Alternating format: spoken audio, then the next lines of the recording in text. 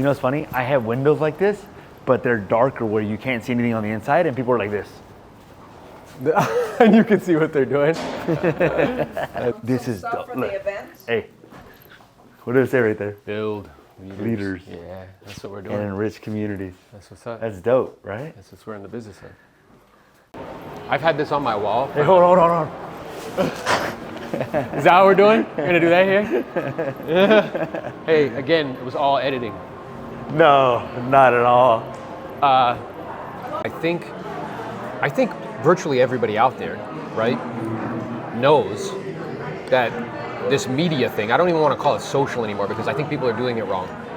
So I think 3 or 4 years ago, we were talking with Ricky about this. You know, it was all about like taking pictures of the food we're eating, or like, hey, I'm here with Jose, or hey, I'm here at, Mandalay Bay, or we're on vacation in Cabo. And I see people still doing that. And what's happened is that the platforms are now saturated with content. So think about it like a supply and demand fulcrum, right? Where the supply now is enormous because there's more content today that'll be posted, let's say on Instagram, than in history. And tomorrow it'll be the same. So what becomes more valuable then is quality and production, right?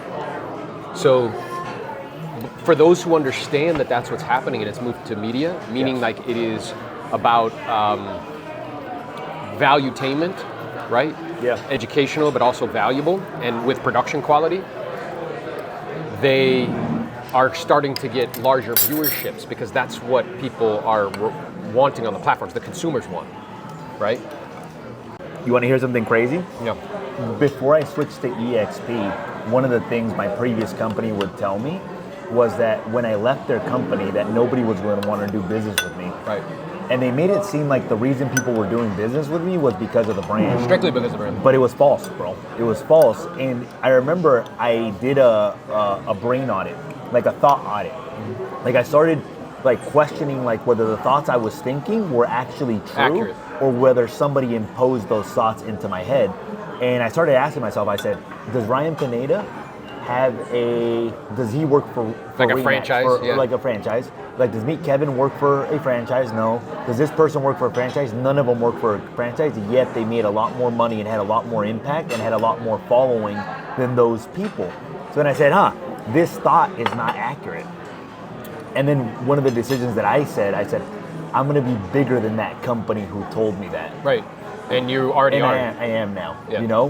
So it's just auditing your thoughts to see if what you're telling yourself is actually true, and then 2, recognizing patterns in different things, and then acting. And then using the patterns.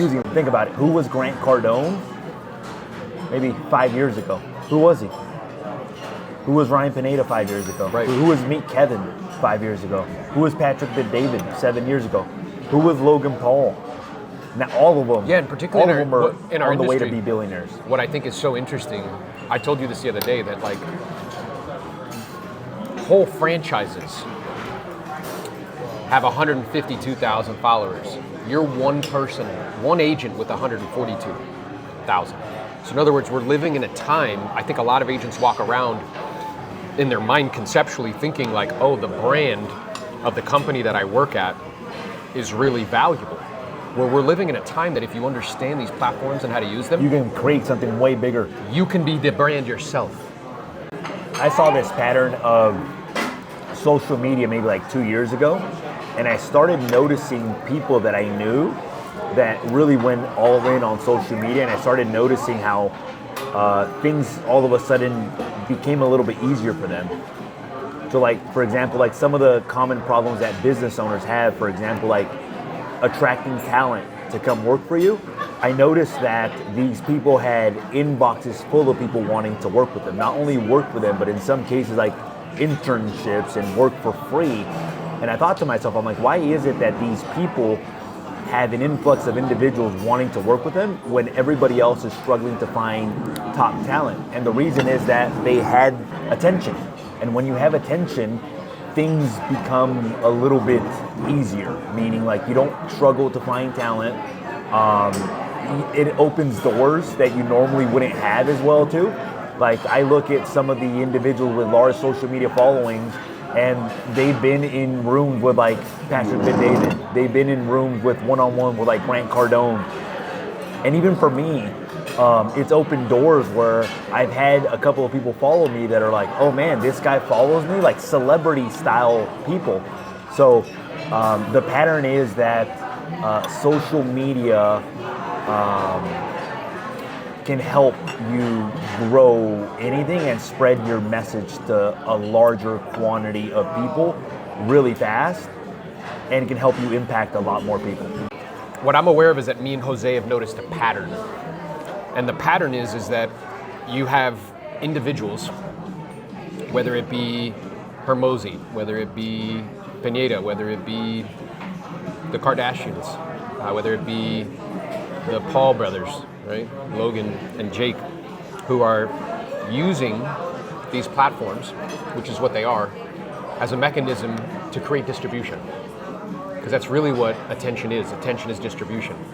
And allows them to be able to distribute information and products and services to people at scale at very little cost as compared to the cost of traditional forms of marketing and advertising. So the reason why me and Jose, and really I credit Jose because he's the one who put me on this about, I don't know, a couple of years ago now, as I was watching you do what you were doing. The reason why we're going so hard in the paint and aggressively is because we recognize this pattern, and when you go with a pattern, it's like you have a tsunami behind you, right? So the quality of the kind of outcomes that you produce in life is indicated or predicated upon the quality of decisions that you make and choices. So, and our decisions are based on being able to recognize patterns, right? So because we recognize this pattern, we're just going with it aggressively. And that's why we're out here. That's why we bring the great and wonderful Ricky with us at all times. So that way we can communicate directly to agents or business professionals that are out there, real estate professionals, let them know who we are and what we're about, what we believe, for them to be able to determine if, you know, we're the type of people that they would want to be in business with. We're getting ready to do some media. We're going to be on Ryan Pineda's podcast, as well as the Wealthy Creator podcast and the Wealthy Investor podcast. And the intention and purpose there is really just to use, you know, our platform and use Ryan's platform to share with people things that could be helpful or useful to them in some way. Because I'm aware that frequency equals familiarity. So the more people get to know me and this guy over here, the more that they will have the time to determine if they know, like, and trust us. And if they do, they can be a part of what we're doing, and it becomes a symbiotic win-win relationship. Yeah, I saw Simon Sinek this morning, actually. He said, I saw a TikTok where he said his career exploded when he stopped telling people what he did, but he started telling people what he believed. Within 4 months, he gave a talk on like the Golden Circle and like Start With Why, which is that book that's really popular. He's like, within 4 months of me giving that talk, which was basically an hour-long talk of him telling what he believed. 4 months later, he was standing in like the White House giving a talk to like the Navy about the Golden Circle. Damn. So like his whole life exploded when he started telling people what he believes instead of what he does. Now, eventually, you're gonna have to tell people what you do because they want to verify. Yeah. They're like, okay, that's dope, but now Yeah. show me how to actually like do this. So I think people get that wrong. Everybody's like, here are the 5 ways, and like that's not as effective if you're like, here's what I believe. Yeah. Because that will draw your tribe to you, who vibes with you. Yeah. Let's do it, baby. As long as you're cool. Hey, I'm gonna just be ready for it to come back. I love it. Let's do it. Let's do it.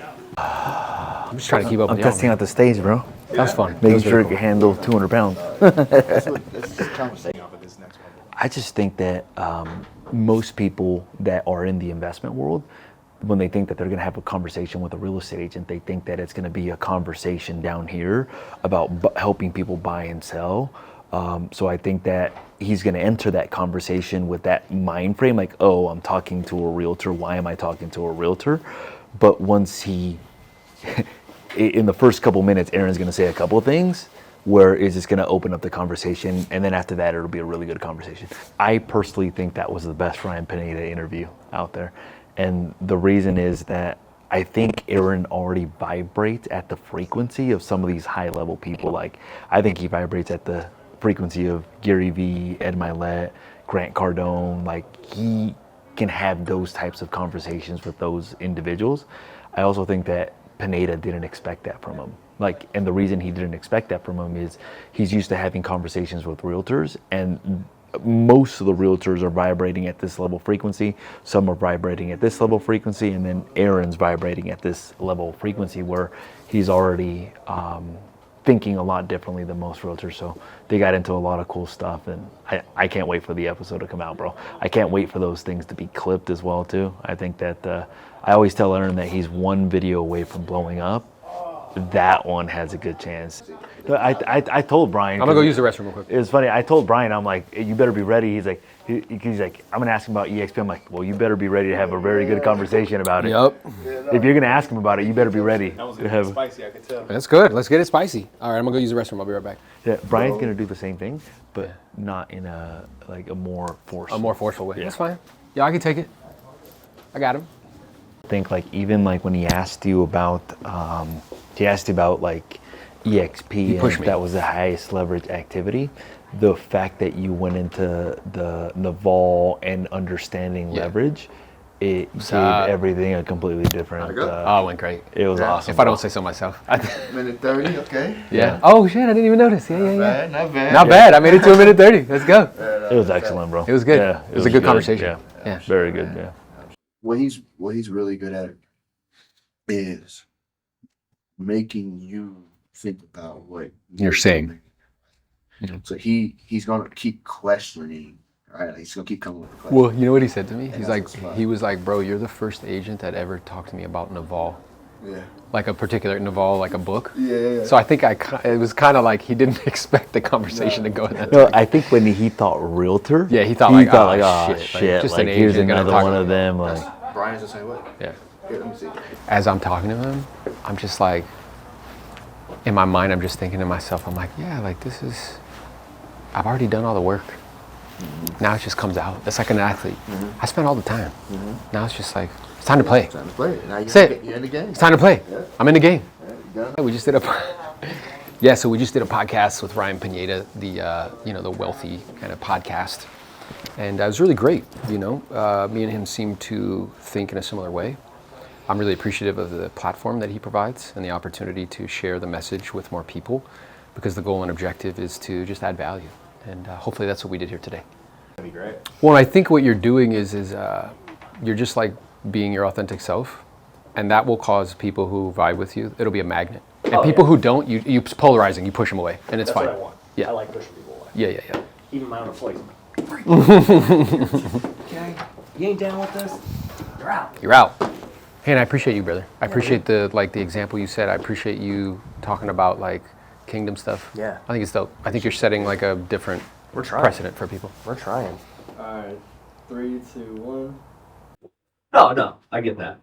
But when you're already a top guy who gets it, like both of you, not having the screen yet is not simple. I mean, it's simply from maybe a lack of fear, or maybe it's fear. Yeah. Maybe it's something else. Because like you're talented enough to have done this 18 months ago when we talked about it. Agreed. So it hasn't gotten done yet for one reason or another. I don't know why. I Right? believe the reason that it is, and I'm curious to see what your thoughts are, is that he's very motivated by security.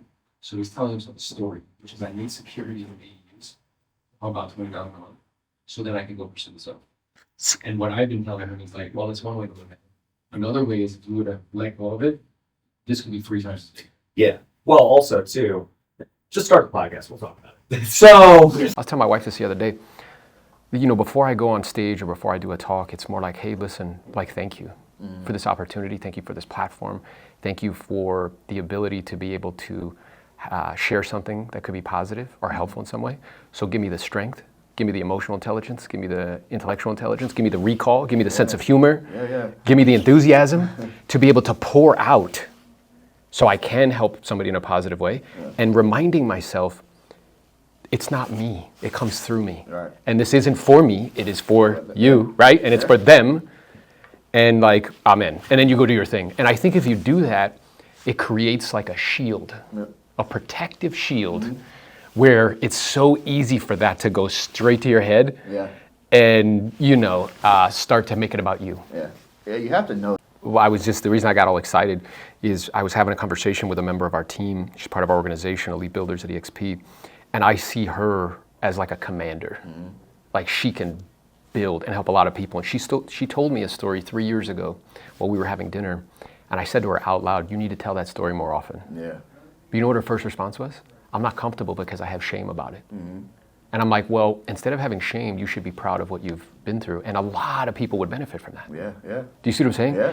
So I think there's a difference between a plan, a strategy. So a plan is like, hey, I want to do this on social. I want to have 10K, I want to do whatever. A strategy is, how am I going to do that, which you guys can help with. More importantly, why? So what I'm aware of, the reason why we're here doing all this, is because I know, I was telling my wife this the other day, is there a small part of me that digs it when people recognize me? Sure, I'm human. Right. Yeah, like the yeah. flesh is weak. Like, of course I'm going to be like, oh, that's kind of cool, right? Yeah. More importantly though, I know that as I get more attention, that helps other people grow. That's what I'm aware of.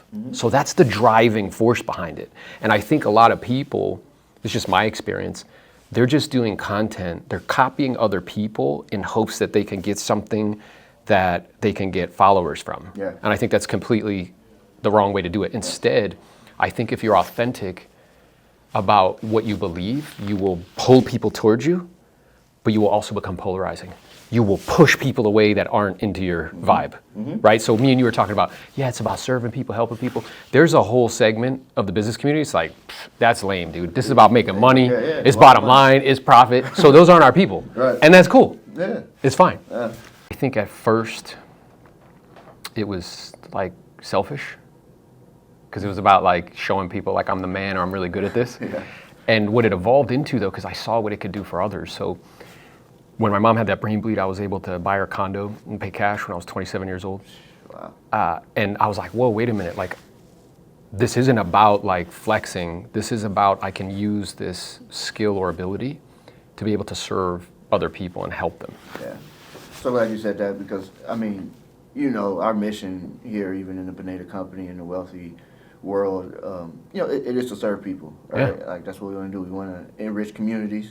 And you want to serve people. Yeah. And so hearing your testimony about how you're doing that is amazing. And I 1,000% relate. At the beginning, though, it wasn't like that. I made $13,000 my first calendar year. So not something people would put you on, the Wealthy Creator podcast to teach you how to do that. It's definitely not something people would pay you to coach them to teach you how to do that. I just had an inaccurate assessment of reality. I didn't understand like what the game was and what I should be focusing my time on. And once I got an accurate assessment, it's kind of off to the races. And in 2007, though, I was on track to do about 60 transactions, but my mom had a brain bleed.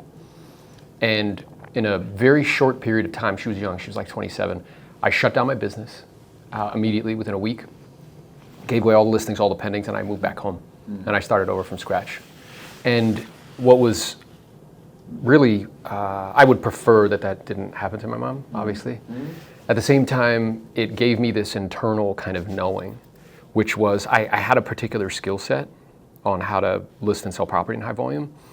And that gave me experientially a knowing I can do this anywhere if you just drop me anywhere. Yeah. So, and then, in that new place, it took me, first year did 17, then 50, then 85, then 89, then 100. Did 100 a year for 10 years in a row, 200 deals a year twice. Wow. Yeah. Yeah. Just crushed it after that. Yeah. It takes you to a link. I got that this for shows the Pineda guy right on the there. ground taking the photo from his angle. Really? After I was on the podcast, It's one of a one? I It's wanted one to of get him one? a gift. Yeah. Wow. And he He told did it me for- when we he talked donated that it Ken to Griffey some was his favorite organization. baseball player. And then And it's ended funny up because I being ordered it for him. yeah. It arrived. And then my wife sent me a message like, oh, like Pineda just posted this. He's like, I wonder who sent me this because I forgot to put my name on it. Like, hey, and then I texted him. I'm like, yo, like, just an FYI, it's me. Because he wanted to say thank you to whoever it was. But yeah, that's dope though. Jose? Yeah, Jose. Yeah. There you go. Yeah. See, Jonathan's a man. It works. He's TikTok. a man. I think it was TikTok. Hey, Yeah. it works. Yeah, it totally works. Yeah. That's so funny. You know what? It was funny though. It was like when I saw you, you looked different because a lot of times you do the suit, The suit, yeah. the Suit and stuff tie. or whatever. But when I heard your voice, it was like, wait, no. I know that guy. That's You him. know what's funny though? That I feel like sometimes people don't recognize me 100% because I'm always in the suit Right. Yeah. versus the casual. Yeah. Totally. So I'm gonna have to mix up the casual a little bit more. Agreed. Yeah. And then at that point, it'll click like, oh, that's You'll recognize Jose. both. Yeah. Yeah, because it was your voice, and it was like, oh wait, no, that is him. But I was questioning myself for a second. Yeah. I was gonna ask Ryan later. One of the main things that I've learned from Ryan and being in Content Empire at the executive level is that the purpose of content, and really media, I don't even want to call it social anymore because it's not, it's media. The purpose of it is to get attention to help your businesses grow. And what's very clear to me walking through is that that is very much so at the core of everything that Ryan does, is that he's utilizing attention as a mechanism to feed all these other businesses. And he just does it at a really high level. I'm noticing everybody that Ryan has around him, like all great people. Yeah. Like everybody like super like friendly, super like nice, and everybody knows what they're doing, bro. Like everybody. Yeah, and I Everybody has believe a that role. I could be wrong, but my hallucination is the reason why that's happening is because there's a very clear vision. Yes. Everybody's very clear about what we're doing and why. I've never worked at a company that has had a vision that was clear. Now, you adjust and you shift. Entrepreneurs just do that on a dime, no package. But the mission's still the same. It's all about people. It's all about, pouring in. But the culture that he's setting up is huge. Like every Friday, we get lunch. Like he has lunch catered in. It might be Chick-fil-A. It might be like Mexican food. It might be Greek food. It might be whatever. So you guys Local eat thing. together, So basically. pulls everybody together. So now we're working together. Sometimes you butt heads together and all that, but now you're sitting down together and say, hey, Having a meal. Breaking bread. Are you married? What's your story? Whatever. So it turns into a cool time to just hang out. So that culture. So it's teamwork because when something's needed, it's not, well, that's Jonathan's job. It's like, yo, let's come jump in together. and go. Right. Yeah. I was telling Jose that you create a vision that's clear, and then you help other people to see their dreams within the vision. And then the job of the leader is to help you make that happen. Right. Yeah. Right. Because not everybody here, it's a great place for an entrepreneur to work, but at the same time, well, you have a job to do. So if you're trying to straddle both of them, Yeah. it's tough at some point. So what happens? Now he's trying to launch anybody who wants to out, but for someone like me who does straddle that line, I'm cool going behind someone else's vision. Yeah. When it's clear, when it's got a clear mission. Sure, let's go. Let's Why go. do I need to go do on my own thing? Yeah. When I can line up behind you and help you do your thing, but it's still my thing. It's still your We're all thing. Connected. Yeah. Yeah. So Yeah, yeah. that's the amazing part about it. That's awesome. Yeah. If you lost everything tomorrow and you had to restart your real estate career, what would you do in the first 30 days? And I still have this, like, the knowledge that I have? No, you don't know anything. Oh, wow. So the first thing I would do is I would get proximity to somebody who has knowledge, who actually, is doing something in high volume that I wish to do. So a top producing agent in a geographic area. I'd offer to work for them for like free, just to learn from them and really do anything that they needed, right? So I could soak it all up and really recognize like I'm going to work to learn, not work to earn. Then I would spend an obnoxious amount of time working on the skill set of learning how to sell, because the money's not in the service and selling at the service. So role playing and practicing. And then I'd commence to prospecting every day, 3 to 4 hours a day, 5 days a week. And in doing so, within 30 days, I should produce leads and, a deal, probably, at least one. It's almost like when people get used to doing something for such a long period of time, they almost get programmed Yeah. to doing it that certain way, and they fail to adapt. What creates certainty, and that creates safety for people. Yeah. And as such, then it inhibits their ability to do something different, because their brain registers it as like foreign, which means it's bad. Yeah. What does Darwin say? It's not the... Not the fastest, not the strongest, not the quickest, not the smartest. It's the ones that are the most adapted to change that survive. Yeah. That's true. Well, and back to your point about like how Uber and Lyft, like the disruption was, it used to be I remember, I don't know if you're The old enough to remember, but the standard was is you had to pick up the phone and call. Yeah. And with the internet, it gave them the opportunity to connect, to create a platform. And again, platforms just bring buyers and sellers together, like two people together, right? So it brought the drivers together with the consumers and completely disrupted that whole industry. And now the medallion value dropped dramatically. So is there any industries, bro, that haven't been changed in a long time that would benefit from having a different platform to connect buyers and sellers? Real estate. You think so? But real estate has the human aspect of it. It has a human Where component. people aren't logical enough. Yeah. And that's kind of what I thought. Or they're too, they're emotional. They're too Yeah. emotional. Like if it was like, hey, like here's the home inspection report, here's the price for the home, and people would just do it. Like it's just like that's I get it. That's the part a lot of people aren't like. No, so I think the that Zillows, the Open Doors, and all those companies, they have it. That's the part that none of them really factored in until now. Now they're like, oh shit, we still need agents. Yeah, so they tried to do high tech without high touch. Yeah. And you can't.